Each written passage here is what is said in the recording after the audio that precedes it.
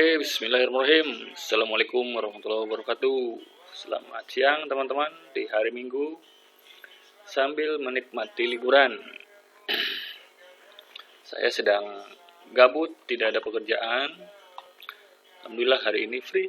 Jadi ada kesempatan atau ada waktu untuk kembali mencoret-coret chart di XAUUSD. Oke, mari kita mulai ya teman-teman. Ini sekaligus membaca arah pergerakan pasar untuk besok hari Senin. Baik, kita mulai dari weekly dulu. Weekly. Oke, weekly minggu kemarin lumayan drastis, tidak membuat shadow sama sekali. Berapa pip weekly? Oke, weekly 1200 pip atau sekitar 12 poin dari harga low di harga 1869 sampai high di harga berapa? High berarti di harga high di harga 1987, low di 1871. Lumayan signifikan. Teman-teman yang kemarin sell, mudah-mudahan sell-nya ada batasannya ya, karena kenaikan gold untuk minggu kemarin lumayan cukup drastis. Jadi hati-hati, barangkali nanti Senin ada gap ke atas. Jadi pastikan buat yang sudah sell di area zone supply di sini, tentu saja terfloating lumayan ketika tidak menggunakan stop loss. Oke. Banyak seller di sini kemarin menunggu, tetapi harga lost doll ke atas. Semoga teman-teman yang money manajemennya diatur dengan baik, semoga akunnya masih selamat, tentram. Karena di sini kalau saya lihat, saya ukur, ini ada Fibo. Fibo ini sebagai ukuran bahwa perjalanan harga di weekly sudah sampai di sini. Yang pertama sudah breakout. Perjalanan kedua, dia akan menuju ke sini barangkali. Dan ini tentu saja sudah high. Ada dua high ya, teman-teman. Ada dua high di sini. Kita tandai high terdahulu. Oke. Ini high paling high selama perjalanan gold. Apakah harga akan nyampe ke zone tersebut?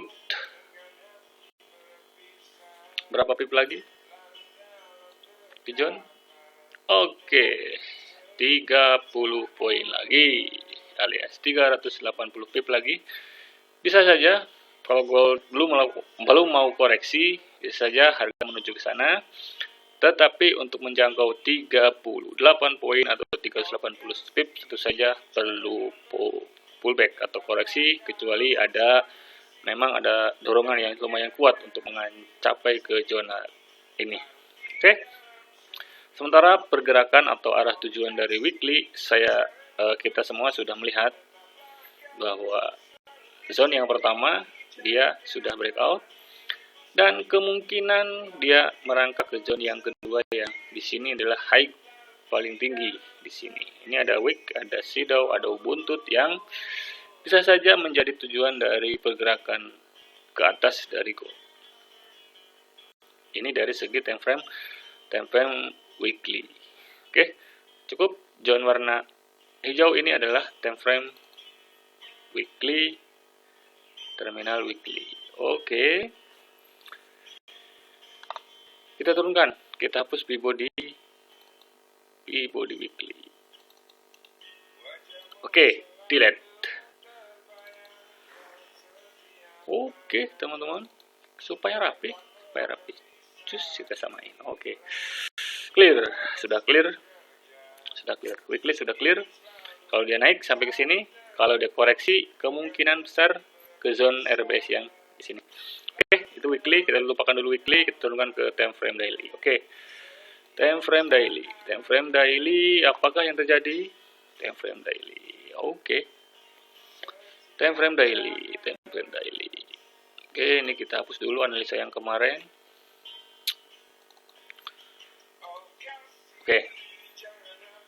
Oke, supaya nggak ribet, zone yang weekly yang di bawah kita hapus dulu deh, supaya nggak ribet, karena ini sudah di breakout. Kita hanya fokus ke zone yang atas di sini. Daily, apakah dimanakah dia puncak naik? Nah, untuk mula kenaikan daily, swingnya adalah ada di sini. Ini adalah swing daily ya teman-teman. Ini adalah swing daily yang paling bawah untuk di low yang di sini, atau ayunan yang di sini. Ini adalah low-nya. Kita melihat ketika ada awal kenaikan, mestinya harus ada ending kenaikan, di mana bisa kita ukur. Di sini ada low, terus di sini kalau teman-teman bisa lihat, di sini ada resisten. Oke, ini ada resisten. Kalau kita tukar ke Lancet, jelas di sini ada satu resisten yang terbreakout, artinya harga dari downtrend menciptakan low, kemudian harga naik kembali, membreakout higher low yang di sini. Artinya ini adalah pola reversal terjadi di sini.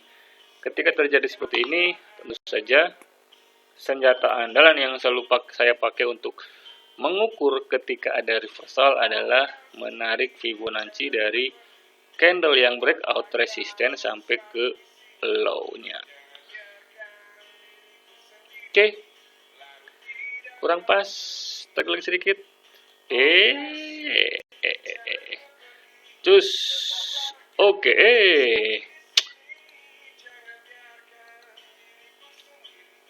Kurang pas.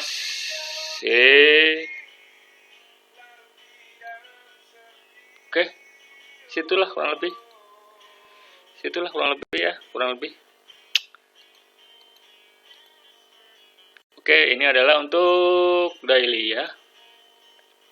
Untuk daily teman-teman. Kenaikannya ada di manakah puncak kenaikan daily? Mari kita lihat bersama-sama.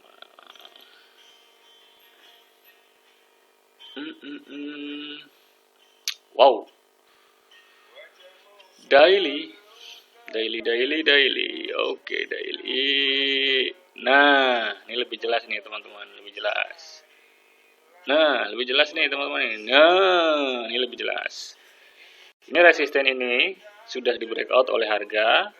Kita tarik Fibo dari candle break ke low. Ini adalah kalau saya sebut setup level 2. Oke, setup level 2. Nah,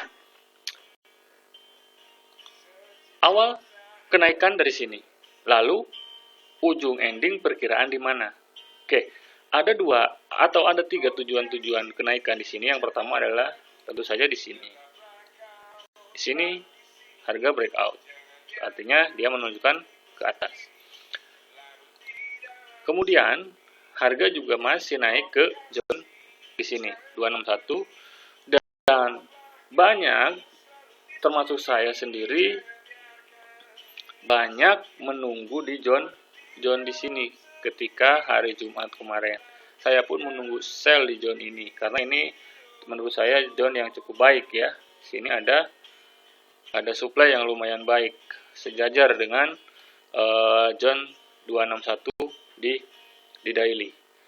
Ini resisten daily, ini supply daily, ini supply yang fresh, sebelumnya belum pernah dites. Menurut teknikal ini adalah zona yang kuat untuk memunculkan harga ke atas. Memang di sini ada rejection teman-teman. Kalau teman-teman jeli di sini ada rejection yang ya lumayan. Ada respon di sini. Ada respon sekitar turun lumayan. Lumayan ya. Bisa lalu ke sini ke 88. Dalam berapa hari ini? Dalam 1 hari turun kemudian naik lagi. Oke. Sini sudah ada respon. Sebenarnya sudah ada respon, cuman seller belum kuat di sini. Belum ada seller yang lumayan kuat untuk membreakout base yang di sini. Jadi harga mantul lagi ke atas. Bahkan pas hari Jumat kemarin, pas malam Sabtu, harga melambung ke sini.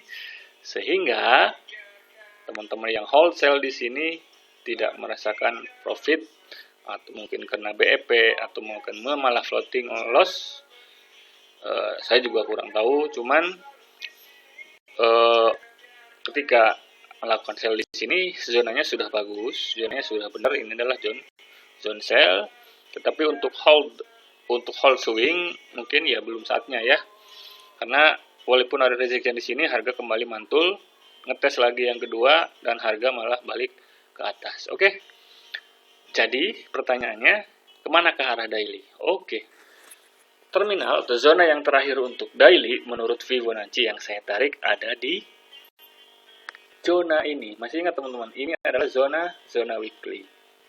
Zona weekly di mana itu adalah terminal 2 ya, terminal 2 dari weekly, sementara di daily adalah zona terakhir, zona 4, 2, 3. Oke, jadi di daily pun tujuannya sama, pelabuhannya di zonanya weekly. Jadi Fibo menunjukkan di weekly zonanya ada di sini, di zona 216 lah kurang lebih, sampai 2048, 2048. Ini menumpuk. Jadi daily dan weekly berpotensi menuju ke zona yang di sini. Ini menurut Fibonacci weekly dan Fibonacci daily, karena harga yang di sini sudah terbreakout clear ya, clear. Kalaupun dia mungkin koreksi, kita tunggu koreksinya sampai di mana dan nanti kita ukur lagi turunnya sampai ke mana. Oke, daily sudah clear. Kita sudah menganalisa kemungkinan naik untuk daily sampai sejauh mana. Kita hapus dulu di sini, kita hapus dulu. Oke, daily dan weekly sudah satu tujuan. Oke, akan up. Nah, pertanyaannya, apakah setelah penutupan market di sini harga akan gap ke atas langsung ke sini atau melakukan koreksi dulu ke sini? Oke. Kita turunkan ya. Kita sudah menganalisa weekly dan daily. Kita turunkan ke H4. Oke. Di H4 teman-teman, H4 nih, H4. Ini saya hapus dulu. Ini analisa yang kemarin, kita hapus dulu. Oke. Di H4. Di H4 di sini kalau ada candle 1 2 3 4 5 6 7 8 candle berterusan hijau semua, bullish semua, ini menunjukkan momentum yang kuat. Belum ada tanda-tanda untuk reversal ke bawah di time frame H4. Jadi seller ataupun kita jika ingin mengambil peluang sell di time frame H4 belum waktunya. Karena apa? Karena momentumnya masih momentum bullish yang sangat kuat. Oke, di H4 clear. Ini tujuannya tujuan rame-rame ya, tujuan multi time frame. Di sini ada weekly, ada daily, semua menuju ke sini. H4 pun belum ada tanda-tanda reversal atau kembalikan arah. Jadi kita berasumsi bahwa H4 pun akan masih ke atas. Oke, clear. H4 sudah clear, tidak ada potensi untuk turun, belum ada. Untuk sejauh ini belum ada. Oke, kita turunkan ke H1. Di H1 teman-teman, di H1, oke, H1.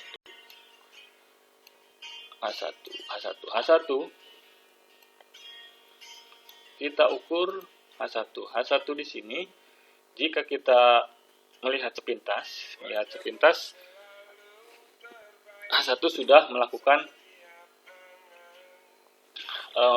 membuat base-base atau halangan-halangan rintangan yang perlu dilalui. Ini adalah zone dia dan ini adalah juga zone dia. Kita tidak pernah tahu apakah market hari Senin ini mau langsung go up ke atas atau melakukan pullback ke bawah. Tetapi sejauh yang sering saya amati pola-pola pergerakan market, biasanya ketika market mau turun minimal dia harus melewati zone-zone ini, zone-zone base atau zone-zone support sebelumnya, sehingga kita bisa mengambil peluang. Ketika breakout maka kita tentu saja mengambil posisi yang baik untuk melakukan sell. Oke. H1, perjalanan H1 sampai di mana? Oke.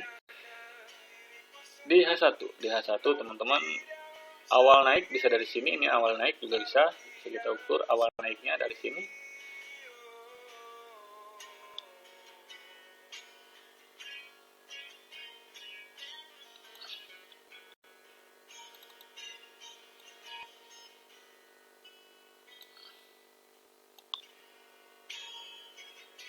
Nah, ini awal naik dari H1. Kurang lebih awal naik awal naik atau awal kenaikan dari H1 ada di sini.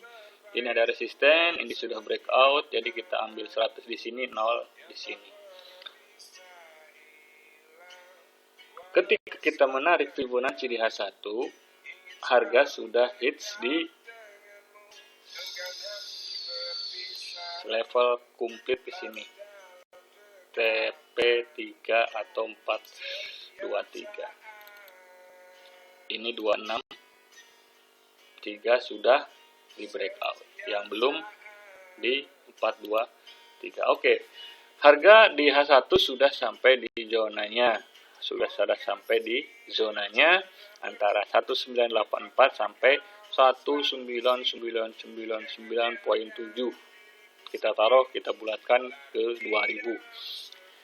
Jika kita memperhatikan time frame kecil, time frame H1 misalnya, karena di H4 ini tujuannya ke atas lagi, di daily tujuannya masih ke atas, teman-teman. Tujuannya masih ke atas kalau daily, dan apalagi weekly tujuannya masih di atas seperti yang kita bahas tadi. Itu zona weekly belum sampai, zona daily pun sama belum sampai, H4 pun belum ada tanda-tanda untuk penurunan. Jadi untuk terminal yang paling dekat untuk perjalanan dari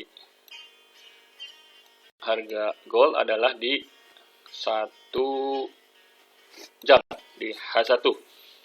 Nah, kita sudah ukur dari mulai time frame yang besar, weekly, daily, H4 dan H1.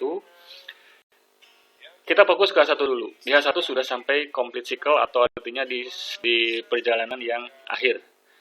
Nah, di mana perjalanan akhir ini bisa kita fokuskan untuk mencoba mencari titik-titik pola pembalikan ataupun ciri-ciri pola pembalikan ataupun reversal. Jika ada reversal di H1, kita berasumsi bahwa H4 kemungkinan akan pullback, atau daily mungkin juga akan pullback. Kita hanya melakukan asumsi. Jika di H1 itu terjadi adanya reversal pembalikan arah, kita berasumsi H4 akan pullback. Oke. Nah, di sini kita lihat teman-teman perhatikan candle by candle. Di H1 sudah menyentuh di zona ini. Sementara untuk kita ambil posisi sell, menurut pola dari FMCBR atau pola Fibonacci candle break, ini tidak ada peluang untuk mengambil sell di H1 meskipun harga sudah nyampe di zona 423. Memang ini adalah zona yang bagus buat sell. Tetapi untuk melakukan entry posisi sell tidak ada syarat yang cukup di sini. Jadi kalau saya ditanya apakah saya akan sell di sini, ini kan sudah zona resisten, ini kan sudah zona yang bagus, harga sudah tinggi. Iya memang betul, harga sudah sampai di zona resisten. Betul sekali, harga sudah nyampe di zona resisten. Ini resistennya bagus, banyak sekali resisten karena harga sedang naik ke atas. Tetapi saya selalu mencari konfirmasi terlebih dahulu ketika saya mau melakukan entry. Contoh di sini teman-teman. Contoh di sini. Teman-teman bisa melihat ini adalah zona yang bagus. Zona yang bagus buat entry sell. Zona yang bagus buat entry sell. Kita lihat ke sampingnya. Kita lihat ke sampingnya. Oke. Kita lihat di sampingnya. Di harga 146 sini. Kita tanda 146 ada apa di balik. Ini zona yang bagus buat sell teman-teman. Ini zona yang bagus buat sell. Kalau teman-teman lihat, ini zona yang bagus buat sell. Ini ada hidden base. Ini ada hidden base. Sini ada hidden base. Ini ada resisten. Ini ada resisten. Ini bagus buat sell bagus gitu kan. Tetapi bagi saya yang penganut menunggu konfirmasi dahulu, saya tidak akan ujuk-ujuk sell di sini. Wah, udah sampai resisten, zonanya bagus. Langsung saya pencet sell beberapa lot, layer dan harga jebol ke atas. Wassalam. Floating. Tidak MC, suku. Berarti MM Anda masih terjaga. Apa jadinya kalau di sini sudah overload? Apa jadinya? Coba kita lihat berapa pip dia melakukan kenaikan. Cus 40 poin atau 400 pip teman-teman.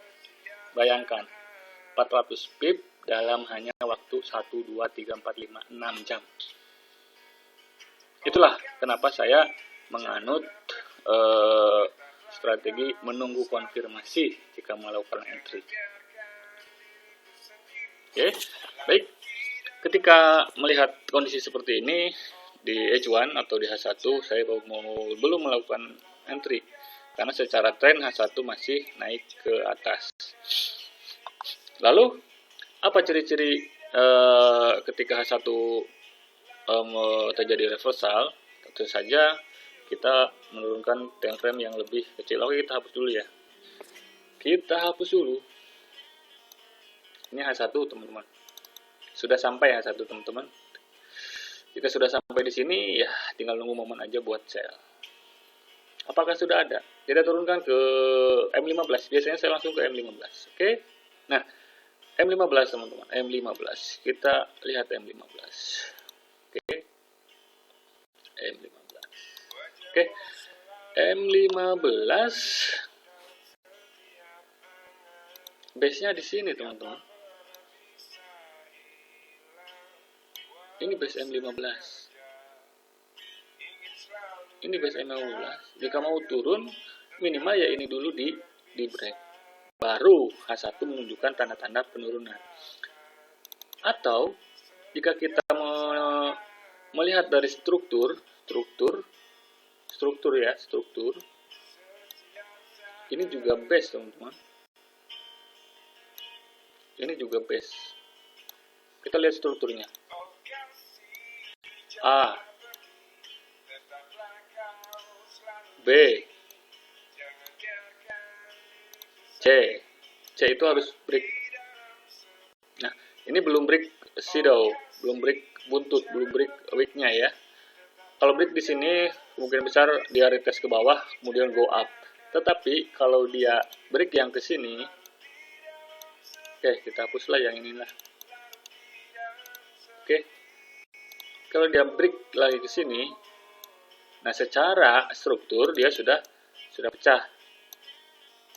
Kita tinggal nunggu sell di sini, dia salah lagi.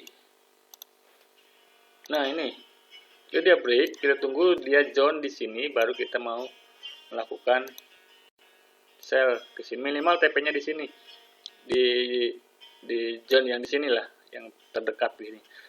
Nah, ini jika skenario jika dia breakout di sini. Ini kan A, ini B.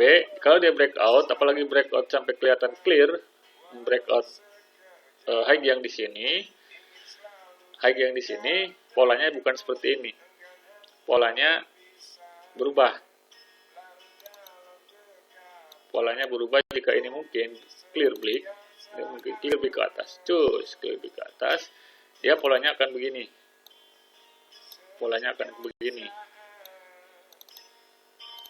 Oke, polanya akan begini, teman-teman. Naik ke atas polanya. Ini skenario jika candle yang kita struktur yang kita lihat di sini terbreakout, maka di sini akan ada pola A, B, C. Kita ambil peluang buy di sini dengan SL di bawah di sini. Itu jika breakout. Tetapi jika ini tidak breakout, tidak clear melakukan breakout ya, cuma sampai di sini saja, artinya hanya break body, belum break shadow. Dan ketika terjadi seperti ini, oke, ini clean break. Jadi secara struktur dia akan retestnya ke sini, kemudian dia akan melakukan retest ke zona yang di sini. Ini strukturnya down. Kita bisa melakukan sell di sini, tetapi kalau dia tadi polanya ABC ke atas, berarti kita peluangnya buy dengan SL di bawah low di sini. Tetapi kalau terjadi seperti ini, berarti kita ambil peluang sell di sini, SL di atas high yang di sini dengan TP, tentu saja dengan menarik Fibonacci sebagai patokan di mana kita keluar market. Oke. Itu buat ini ya, teman-teman, buat acuan bagaimana kita melakukan entry posisi ketika market sampai atau harga sampai di zone resisten atau support. Baik, untuk hari Senin time frame H1 sudah sampai di ini ya. H1 teman-teman sudah tahu, sudah complete cycle ataupun di terminal akhir.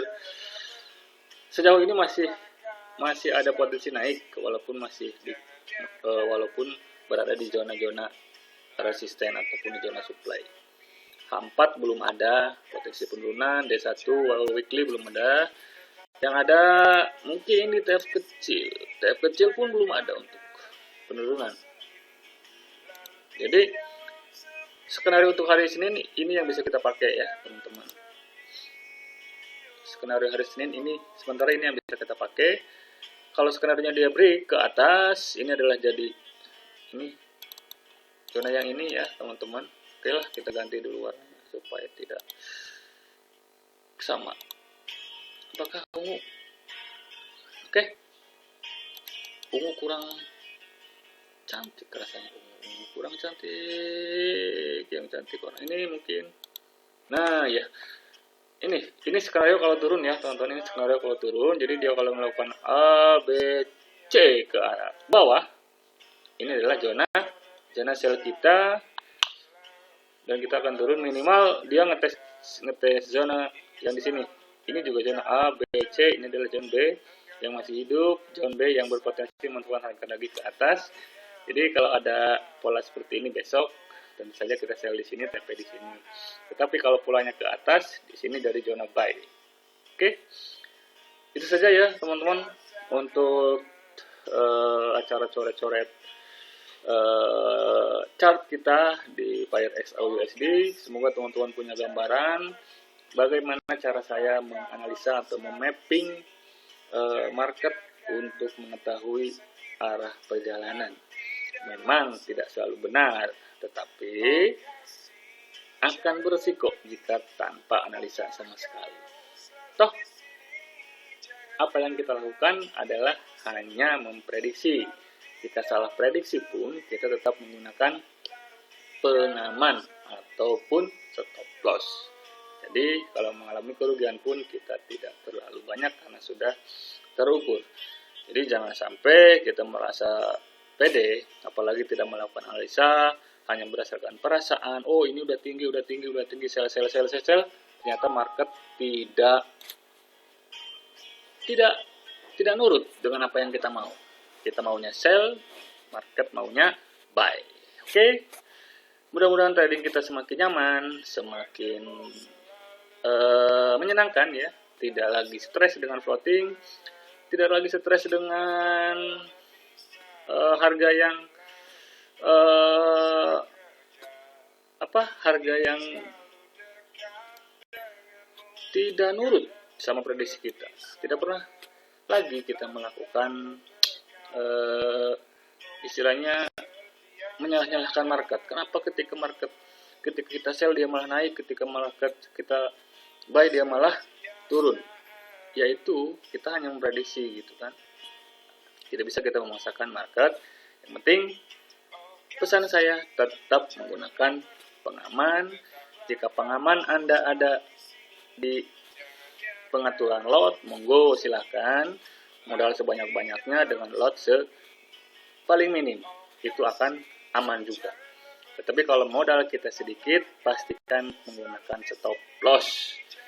Karena stop loss sangat membantu ketika kita melakukan analisa yang tidak sesuai.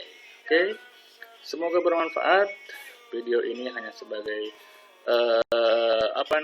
referensi saja, tidak harus sama, tidak harus juga sepakat dengan apa yang saya sampaikan. Karena ini subjektif, hanya berdasarkan analisa saya pribadi, berdasarkan apa yang pernah saya pelajari menggunakan teknik Fibo Musang Candle Break. Oke, demikian. Assalamualaikum warahmatullahi wabarakatuh.